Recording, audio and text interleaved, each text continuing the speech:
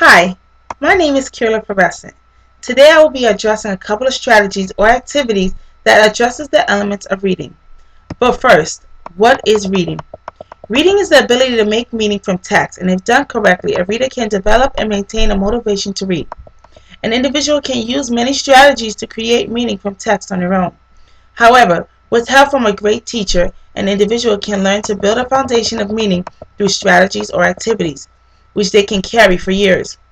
When finding meaning from text, educators can provide strategies and activities that addresses three elements of reading. The first element that I'll be talking about is fluency. Fluency is the ability to read with accuracy, reading at a moderate rate to maintain comprehension, and reading with expression and phrasing so oral reading sounds like speech. A couple of strategies that can assist fluency are sustained silent reading and choral reading. Sustained silent reading, or SSR, is when the teacher will schedule a length of time when everyone in the classroom will drop everything they're doing to read a book of their personal choice.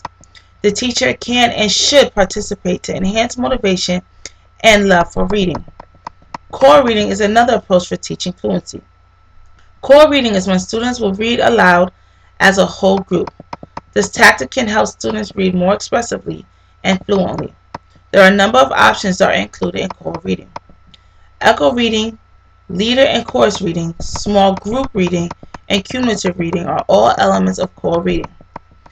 Echo reading is when the leader is chosen to read a line and the whole group repeats after the leader. Leader and chorus reading is when the leader reads the main part and the group, which is the chorus, reads the refrain. This is usually done with a poem or a small group who is singing a song.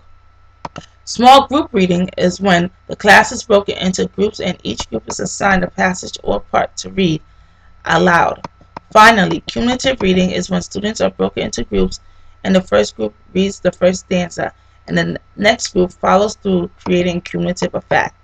Any of these strategies, when completed appropriately, will effectively produce more fluent readers. The next element of reading is comprehension. Comprehension is constructing meaning from text that an individual has read or listened to. A couple of strategies that can aid comprehension are reading logs and Venn diagram. A reading log is entries that a student writes to intensify their comprehension of the text. Students will write a reflection or reaction they had while reading the text. This will work best if they read a chapter book and annotate each paragraph in every chapter. They will write an entry for each chapter they read. Students will then turn back in the reading log to review the text. Venn diagrams are visual reminders of the story elements that can help enhance critical thinking capability. Students will create 2 circles and write down a topic for each. Then they will brainstorm ideas for each topic and identify their similarities and differences. Once completed, students will write or draw the information they came up with on the diagram. The students will summarize the information on the Venn diagram into a written display. The last element of reading is vocabulary. Vocabulary is the study of meaning of words. Educators teach vocabulary to aid in the instruction of comprehension. A couple of strategies that can aid vocabulary are graphic organizers, and more graphic organizers. A particular graphic organizer that is widely used is the Freya model. This graphic organizer is broken into 4 equal parts. Each part contains an attribute that can help students better understand the meaning of the word. In the first box, students are asked to provide the meaning of a word, which is text to text.